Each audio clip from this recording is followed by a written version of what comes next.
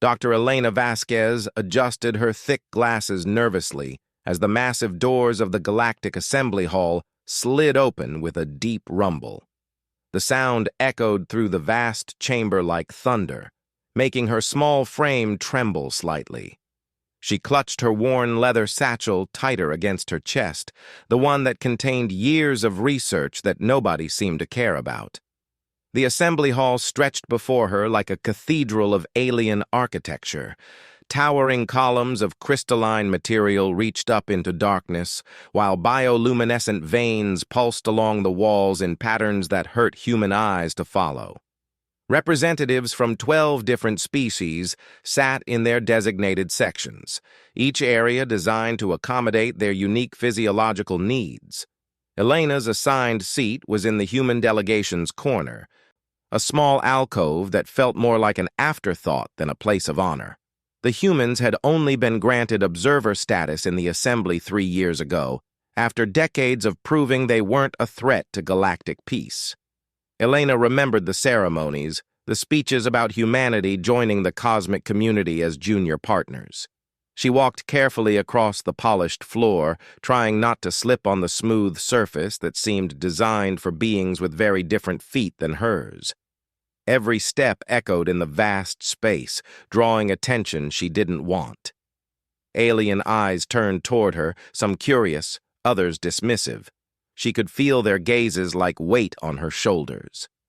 The Zephyrian delegate, Ambassador Corinth, looked down at her from his floating platform with what might have been amusement. His species resembled tall, graceful birds with silver feathers and crystal blue eyes that seemed to see through everything. He had spoken against human inclusion in the assembly, arguing that humans were too violent and unpredictable to be trusted with galactic affairs.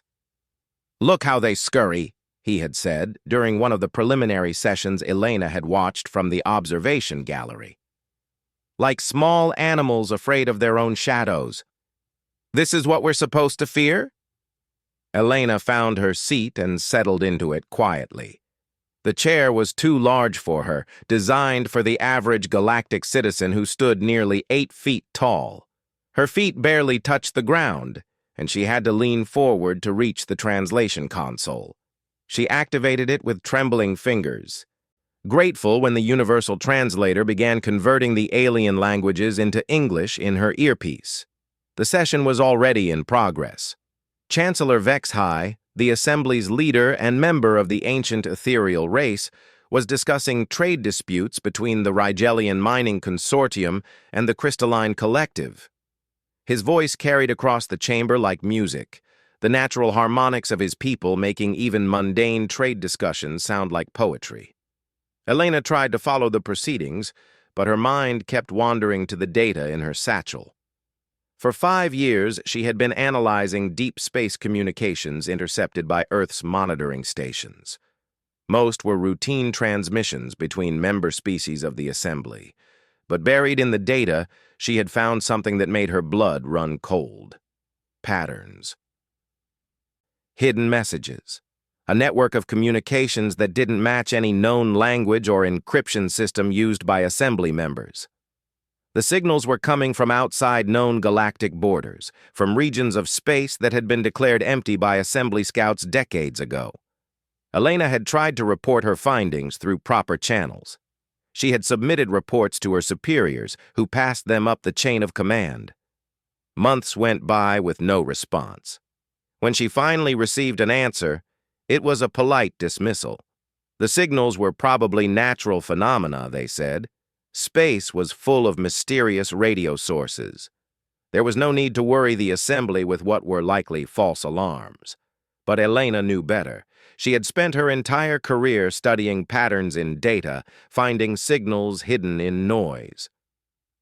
Her doctoral thesis had been on extracting meaningful information from chaotic systems. She had worked on projects that helped Earth's early deep space missions navigate by reading gravitational anomalies others couldn't detect. The signals she had found were not random. They were structured, purposeful, and getting stronger. A change in the chamber's atmosphere drew Elena's attention back to the proceedings. The trade discussion had ended, and Chancellor Vexhai was introducing a new topic. Elena's translation device crackled as it struggled with the complex ceremonial language. The Assembly recognizes the request of the human delegation to address matters of galactic security, the Chancellor announced.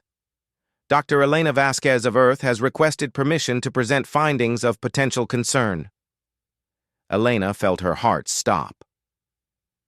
This was not supposed to happen yet. She had submitted the proper forms requesting speaking time, but the approval process usually took months. She looked around frantically and saw Ambassador Chen, the head of the human delegation, looking as surprised as she felt. Ambassador Chen rose from his seat in the human section and cleared his throat nervously.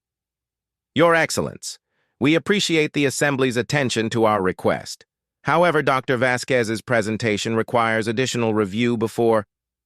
The Assembly's time is valuable, interrupted Ambassador Corinth from his floating platform. If the humans have something to say, let them speak now or withdraw their request entirely. We have heard enough of their concerns about imaginary threats. Murmurs rippled through the chamber. Elena could hear the sounds of various species expressing what her translator interpreted as amusement, annoyance, or boredom. Some delegates were already turning their attention to their personal devices, clearly expecting nothing important from the human observer. Chancellor Vexhai raised one of his 6 arms, and silence fell immediately. Dr. Vasquez, you may approach the speaking platform. The Assembly will grant you 10 minutes to present your findings. Elena felt like she was walking through a dream as she made her way to the central platform. The speaking area was positioned in the center of the chamber, surrounded by tiers of alien delegates. Spotlights followed her movement, making her feel exposed and vulnerable.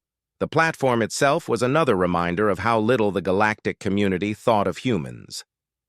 It was designed for speakers much larger than Elena, and when she reached the central podium, she had to stretch to reach the controls. Her voice, when she finally managed to activate the amplification system, sounded thin and weak in the vast space. Honorable delegates, she began, her voice wavering slightly. Thank you for this opportunity to address the Assembly. My name is Dr. Elena Vasquez, and I serve as a communications analyst for the Earth Deep Space Monitoring Division. She could see some delegates exchanging looks, and her translator picked up fragments of conversation. Words like amusing, quaint, and waste of time filtered through the background noise. Elena opened her satchel with shaking hands and pulled out her data tablet. The device looked primitive compared to the holographic displays used by other Assembly members, but it contained information that could change everything. For the past 5 years, I have been analyzing communication patterns detected by Earth's Deep Space Monitoring Network, she continued, trying to keep her voice steady. During this analysis, I discovered a series of encrypted transmissions that do not match any known communication protocols used by Assembly member species. Ambassador Corinth's voice cut through her presentation like a blade. Dr. Vasquez, the Assembly appreciates Earth's enthusiasm for contributing to galactic security. However, we have been monitoring space communications for centuries longer than your species has existed. If there were unknown signals of significance, our own monitoring systems would have detected them. Several delegates voiced agreement, their various forms of approval creating a cacophony in the chamber. Elena felt her cheeks burn with embarrassment, but she pressed on. With respect, Ambassador Corinth, the signals I've detected are operating on frequencies and using modulation techniques that might not be monitored by standard galactic communication networks. They appear to be deliberately designed to avoid detection by conventional scanning methods. Convenient, said another voice from the Rigelian section. Elena's translator identified the speaker as Mining Administrator Garox, whose rocky, crystalline features made his expressions difficult to read. The humans discover signals that only humans can detect. How fortunate for your species' relevance to this assembly. Laughter echoed through the chamber, the sounds ranging from musical trills to deep, rumbling vibrations. Elena felt smaller than ever, standing alone on the platform while hundreds of alien beings found her concerns amusing. She looked back at her data, the patterns that had kept her awake for months, the growing frequency and intensity of the signals that filled her with dread. Everything she had worked for, all the evidence she had carefully compiled, seemed meaningless in the face of the Assembly's dismissal. But then she remembered something her mentor had told her years ago. Data doesn't lie, Elena. People might not want to hear what it says, but the truth is always there in the numbers. Elena straightened her shoulders and activated her tablet's display system. A three-dimensional hologram appeared above the platform, showing a map of known galactic space with overlay patterns highlighting the signal sources she had detected.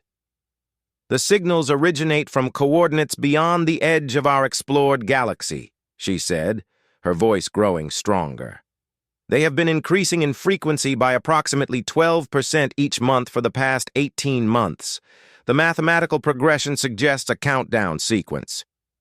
The laughter in the chamber began to fade as delegates focused on the display. Elena manipulated the controls, zooming in on specific signal clusters and highlighting the patterns that had alarmed her. Furthermore, the signals contain embedded data that shows knowledge of Assembly member species locations, military capabilities, and communication frequencies. This intelligence could only have been gathered through extensive surveillance of our space. Chancellor Vexhai leaned forward slightly, his ancient features showing the first sign of interest. Dr. Vasquez, you are suggesting that an unknown force has been monitoring Assembly space without our knowledge? Yes, Your Excellence. And based on the signal patterns and the nature of the embedded intelligence, I believe they are preparing for some kind of coordinated action. The chamber erupted in noise as delegates began talking among themselves. Elena could hear fragments of conversation in dozens of languages, her translator struggling to keep up with the sudden surge of activity. Ambassador Corinth's platform descended until he was at Elena's eye level. His crystal blue eyes fixed on her with an intensity that made her want to step backward. Dr. Vasquez, these are serious accusations. Do you have any evidence beyond these pattern interpretations? Elena's hands moved across her tablet's interface, calling up additional data displays. 3 days ago, our monitoring station detected a massive surge in signal activity. All the sources activated simultaneously for exactly 4.7 minutes, then went silent. The synchronization across galactic distances would require either faster-than-light communication or a level of coordination that suggests a single controlling intelligence. The noise in the chamber died to an uncomfortable silence.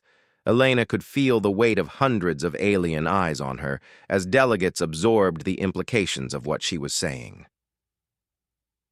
You're suggesting, said Chancellor Vexhai slowly, that an unknown force with advanced technology has been watching us, learning about us, and may now be preparing to act?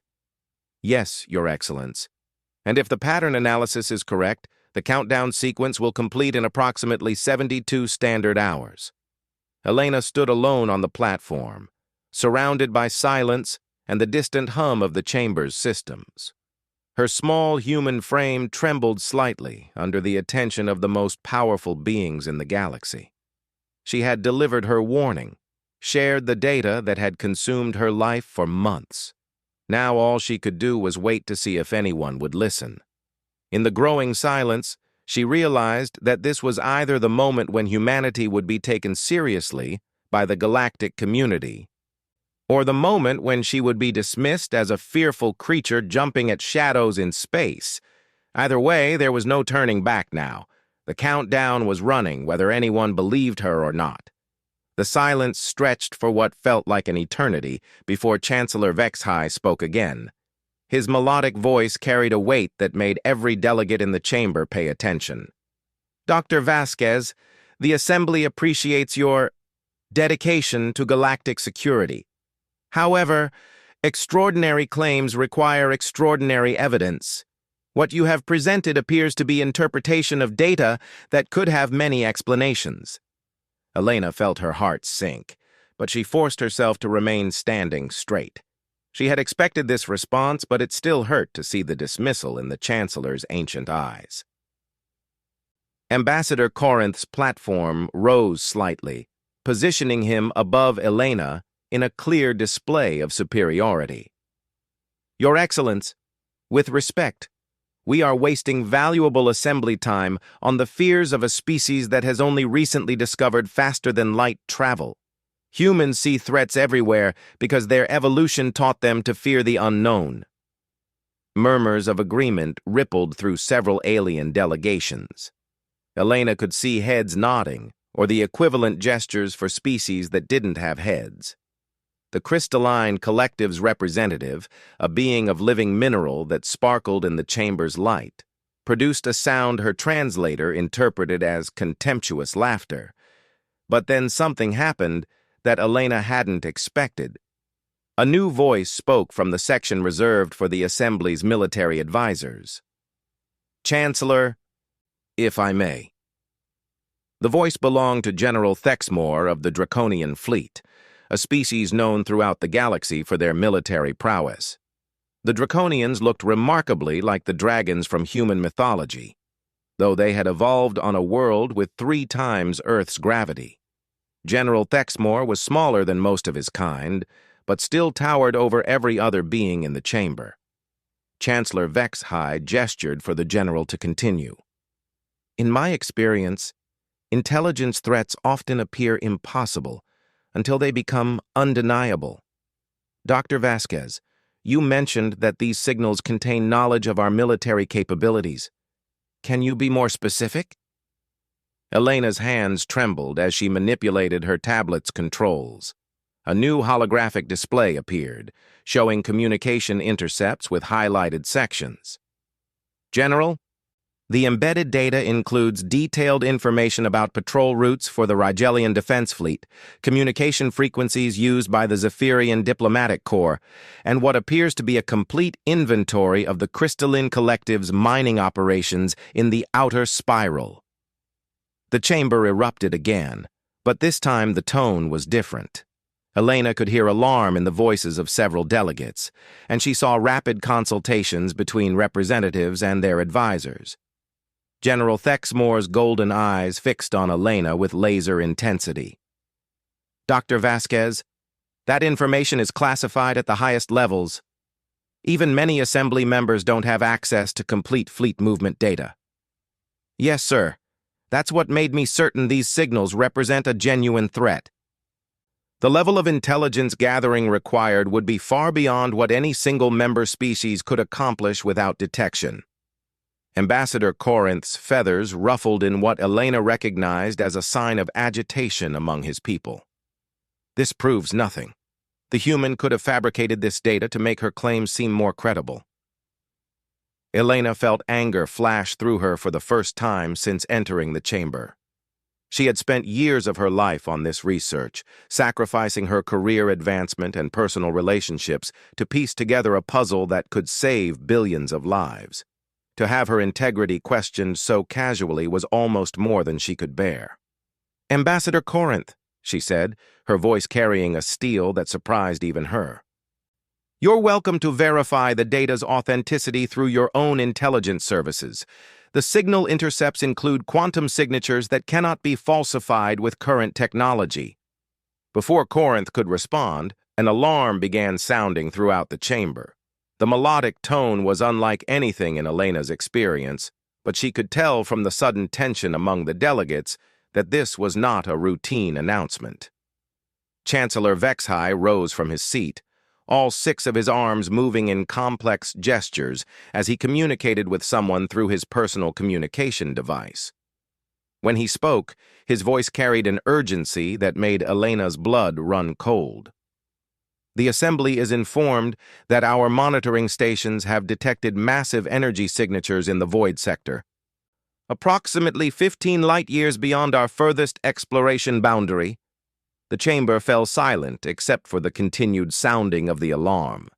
Elena felt a chill run down her spine as she realized what this meant. "Your Excellence," she said, her voice carrying clearly in the silence.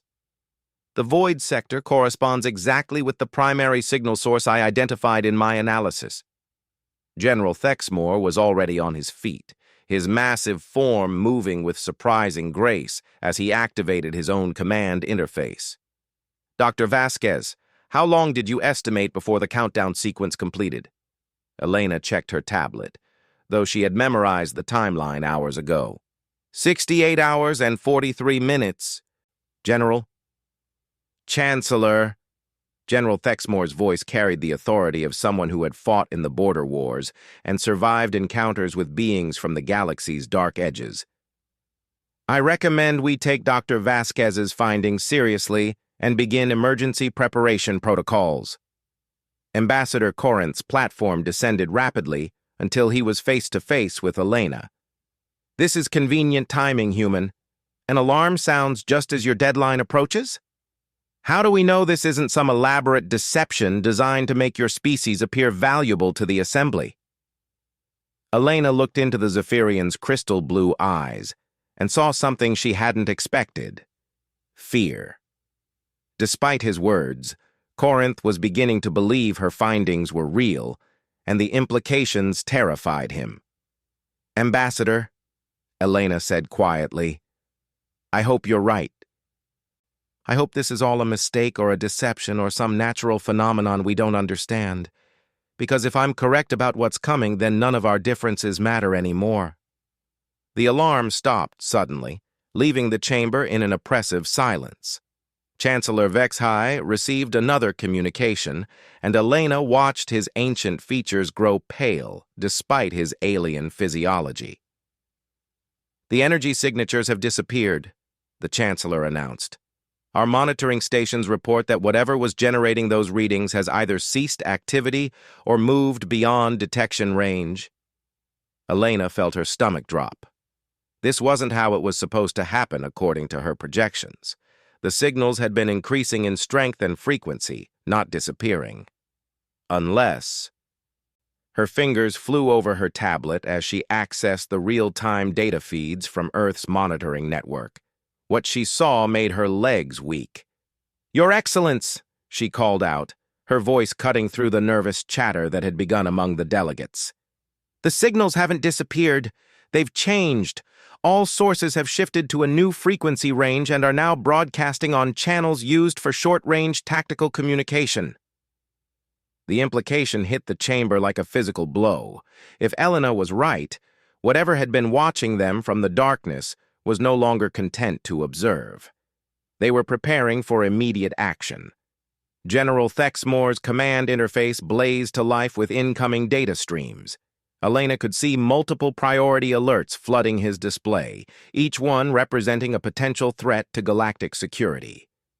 "Chancellor, I'm receiving reports from patrol fleets throughout Assembly space. Unknown vessels have been detected at the edge of multiple star systems. They appeared simultaneously 17 minutes ago." Elena's tablet chimed with new data from Earth's monitoring network. She looked at the information and felt the world tilt around her. "General, the timing matches perfectly with the signal shift I just detected. Whatever was out there in the void sector has just deployed forces across at least 12 different sectors." The chamber erupted into chaos as delegates began shouting questions and demands in dozens of alien languages. Elena stood on the platform, surrounded by noise and confusion, holding data that might be the key to galactic survival. Chancellor Vexhai's voice cut through the chaos with authority that came from centuries of leadership. "General Thexmore, initiate Defense Condition 1 across all Assembly space. All delegates will return to their emergency positions. Dr. Vasquez, you will remain here as an advisor to the military staff." Elena felt the world spin around her. She had come to the Assembly as an ignored observer representing humanity's small voice in galactic affairs. Now she was being asked to help coordinate the defense of known space against an enemy that nobody else had seen coming. As delegates began filing out of the chamber to take up emergency positions, Elena found herself approached by General Thexmore. The massive Draconian looked down at her with eyes that had seen countless battles. "Dr. Vasquez, I need to ask you something, and I need a completely honest answer." Elena nodded, not trusting her voice. "Based on your analysis of the signal patterns and the timeline you've projected, what are we really facing here?" Elena looked down at her tablet, at the data that had consumed her life for months. When she looked back up at the general, she made sure her voice was steady and clear. "General, based on the intelligence-gathering capabilities demonstrated, the coordination required for simultaneous deployment across multiple sectors, and the technology needed to avoid detection by assembly monitoring systems, we're facing an enemy that is technologically superior to anything in known space." General Thexmore's expression didn't change, but Elena could see him processing the implications. "Furthermore," she continued, "the fact that they waited until now to reveal themselves suggests they've been preparing for this moment specifically. They know our capabilities, our weaknesses, and our response protocols. This isn't a random attack or exploration. This is an invasion that has been planned for years." The general was quiet for a long moment, his golden eyes focused on something beyond the chamber's walls. When he spoke again, his voice carried the weight of command decisions that could affect billions of lives. "Dr. Vasquez, I'm going to need you to do something that goes far beyond analyzing communication patterns. I need you to help us figure out how to fight an enemy that knows everything about us while we know almost nothing about them." Elena felt a change within herself, as if something that had been sleeping was finally waking up. For years, people had dismissed her as a meek researcher who saw patterns in chaos. They had treated her like a nervous academic who jumped at shadows in data. But Elena had grown up on a world where survival often depended on seeing threats before they became obvious. She had learned to read danger in the smallest details, to find meaning in noise that others ignored. Now, for the first time in her life, those skills weren't just academic exercises. "General," she said, and her voice carried a confidence that surprised both of them. "I've been studying their communication patterns for 5 years. I may know more about how they think and operate than anyone else in known space." General Thexmore smiled, and Elena realized it was the first time she had seen hope in anyone's eyes since the alarms started. "Then let's go to work, Doctor. We have 67 hours to save the galaxy." As they walked toward the military command center, Elena felt the nervous, frightened researcher falling away like an old coat. In her place was someone who had seen the enemy coming before anyone else, who understood their capabilities and patterns better than any other being in known space. The delegates had thought she was Meek because she was small and quiet and human.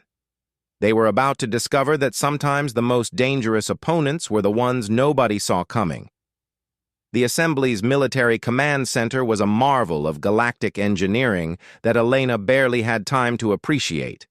Holographic displays showed real-time data from across known space, while communication arrays maintained contact with fleets and monitoring stations spanning hundreds of star systems.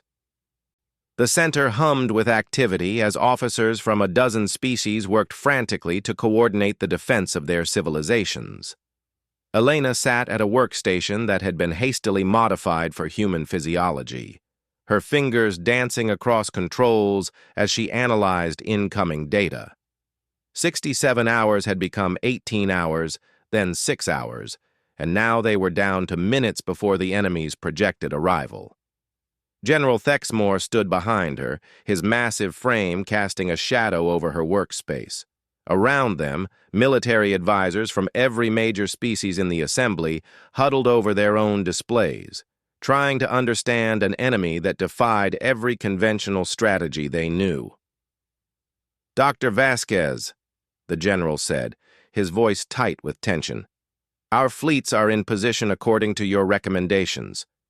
But I need to know if you're certain about the enemy's approach vectors." Elena didn't look up from her screen as data streams flowed past her in patterns that would have overwhelmed most observers. She had been awake for 36 hours straight, living on stimulants and determination, but her mind had never been clearer. General, the enemy communication patterns show they believe they know exactly how we'll respond to their attack. They've studied our military doctrines for years. Every conventional defensive strategy we might use has already been accounted for in their planning. Admiral Kithra of the Zephyrian fleet moved closer to Elena's workstation. The Admiral was Ambassador Corinth's military counterpart, but where Corinth had dismissed Elena's warnings, Kithra had listened carefully to every word. Doctor, you've positioned our fleets in formations that violate every principle of galactic naval warfare. Our ships are scattered across wide areas with no clear defensive perimeters. If you're wrong about the enemy's approach, we'll be completely vulnerable. Elena finally turned to face the assembled military leaders. Her small frame looked almost comical, surrounded by beings that towered over her, but her eyes held a certainty that commanded attention. Admiral, you're thinking like a galactic military officer trained in conventional warfare. The enemy has been studying our conventional warfare for years. They know exactly how we think, how we plan, how we fight. But they've made one crucial mistake. General Thexmore leaned forward. What mistake? They studied how galactic civilization fights wars, but they never studied how humans think about survival. Before anyone could ask what she meant, alerts began cascading across every display in the command center. The main holographic projection changed to show the edge of known space, where massive energy signatures were appearing in formation after formation. "Contact!" called out Lieutenant Commander Zixtal from the communications station. "Enemy vessels are decloaking throughout the frontier sectors. Initial count shows over 3,000 ships of unknown configuration." Elena watched the data pour in, her trained mind picking out patterns in the chaos that others couldn't see. The enemy ships were arranging themselves exactly as she had predicted, their formations optimized to counter traditional assembly fleet tactics. "General," she said calmly, "please order all fleets to maintain current positions and wait for my signal. Dr. Vasquez, the enemy is advancing on 17 different star systems simultaneously. Every instinct tells me we should move our forces to intercept." Elena stood up from her workstation and walked to the central command platform where she could address the entire command staff. Her small human frame seemed lost in the vast space designed for larger beings, but her voice carried clearly to every corner of the room. "General, Admiral, commanders of the assembly fleet, I need you to trust me for the next few minutes. The enemy is about to demonstrate exactly why they believe this invasion will be successful. They're going to show us that they know everything about how we fight." On the main display, the enemy formations were moving with precision that spoke of years of planning. Each group was positioned to exploit known weaknesses in assembly defensive strategies, their movements coordinated with mathematical perfection. "They're bypassing our forward sensor grids," reported Commander Vorth of the Rigelian Defense Corps. "They know exactly where our monitoring stations are positioned. They're targeting our command and control nodes," added Captain Queller of the Crystalline Collective. "They know our fleet communication frequencies and command structures." Elena nodded grimly. "They're demonstrating their superiority. This is psychological warfare designed to break our morale before the real fighting starts. Watch their approach patterns carefully." For the next 20 minutes, the enemy fleets advanced through assembly space like surgeons dissecting a patient. They avoided every trap, bypassed every defensive position, and neutralized every strategic advantage the assembly forces had prepared. "It's impossible," breathed Admiral Kithra. "They know everything. Every plan we made, every contingency we prepared for. They're countering moves we haven't even made yet." Elena smiled for the first time in hours, and several of the assembled officers looked at her as if she had lost her mind. "Now they're going to make their mistake," she said quietly. On the display, The enemy fleets were converging on the assembly's primary defensive positions. The formations that had seemed scattered and disorganized suddenly revealed their true purpose as enemy ships found themselves facing exactly the scenarios they hadn't prepared for.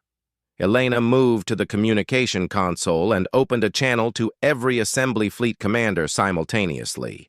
Her small voice carried across space to reach officers who commanded the largest warships ever built. All fleet commanders, this is Dr. Elena Vasquez speaking from Assembly Command. The enemy has just demonstrated that they know everything about galactic military strategy. They've studied our tactics, our technologies, our weaknesses. They believe they have already won this war. She paused, watching as enemy ships continued their advance into what appeared to be perfectly laid traps. But they made one critical error in their intelligence gathering. They studied how civilized societies fight wars between equals. They never considered how a species fights when survival is the only option. Elena's fingers moved across the communication controls, accessing command codes that General Thexmore had given her over the protests of several other officers. Fleet commanders, you are now authorized to engage Protocol Omega. All ships are weapons-free for unconventional warfare tactics. Ignore all standard engagement rules. Your mission is simple. Win by any means necessary. The change in the assembly fleets was immediate and dramatic. Ships that had been maintaining careful formations suddenly broke apart and began moving in patterns that violated every principle of civilized warfare. Fighters separated from their carriers and began operating independently. Capital ships abandoned defensive postures and started hunting in small packs. On the main display, Elena watched as the enemy formations wavered for the first time. Their perfect coordination was designed to counter organized military responses, not the chaos of desperate survivors fighting by instinct. "Dr. Vasquez," General Thexmore said slowly, "what exactly have you done?" Elena turned to face him, and the assembled officers saw something in her eyes that made them understand why humans had survived on a world where almost everything was designed to kill them. "General, the enemy spent years studying how the assembly fights wars, but they never studied how Earth survived the extinction wars, or how humans learned to fight when our entire species was facing annihilation." On the display, enemy ships were finding themselves engaged by assembly forces that attacked from impossible angles, using tactics that no civilized military would consider. Ships were ramming enemy vessels instead of engaging at safe distances. Fighter squadrons were using coordinated suicide attacks to disable ships hundreds of times their size. Captains were abandoning ships to continue fighting in escape pods. "They studied galactic warfare," Elena continued. "But they never learned about human warfare. They never learned what happens when you threaten the survival of beings who evolved from predators that hunted in packs and never gave up." Admiral Kithra was staring at the display in shock. "Dr. Vasquez, our ships are winning. The enemy is retreating from 17 different engagements simultaneously." Elena nodded. "The enemy's advantage was based on predictability. They knew how we would respond because they had studied our responses for years. But humans don't fight like the rest of the galaxy. We don't fight to win territory or resources or political advantage. When we're threatened, we fight to eliminate threats completely."